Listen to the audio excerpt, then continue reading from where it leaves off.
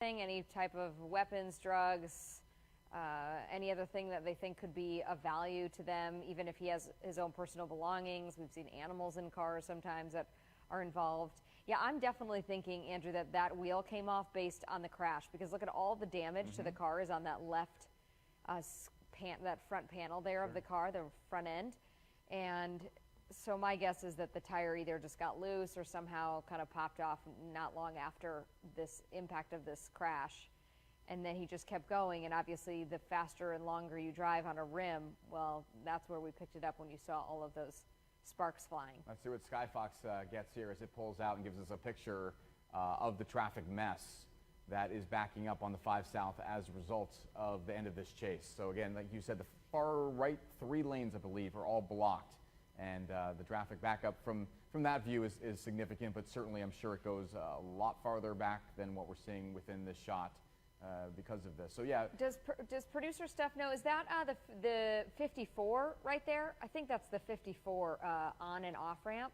You see those two kind of freeways that are crossing each other that are eventually merging onto the 5. If I think I know my area, I think that could be it also could be the 94, but I think it's probably the 54 if we're talking about the South Bay. Yes, that's right. That's right. Okay, so that's an area, again, both the 54 runs east and west, and so this is the point where anybody who's, you know, along the coastline there on the 5, and then they take the 54 and they head east, or they're going to go farther into the Otay Mesa area. That area is also all very backed up.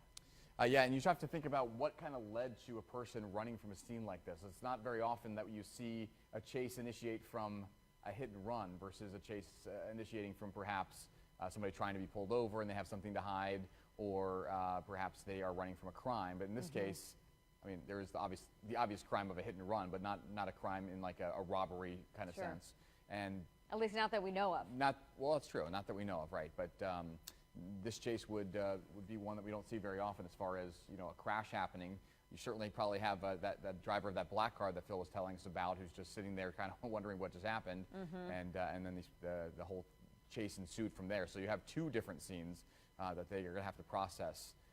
The other one happened, as Phil said, maybe 40 minutes ago too. So 2 different scenes that probably be causing some issues, especially if that crash did happen, as we suspect, in the number 1 lane of the freeway. You see there, Skyfox pulls out the extent sort of the traffic back up to this point, at least how many lanes are blocked and how far San Diego police are starting to block traffic and veer all the traffic to those 2 left lanes there.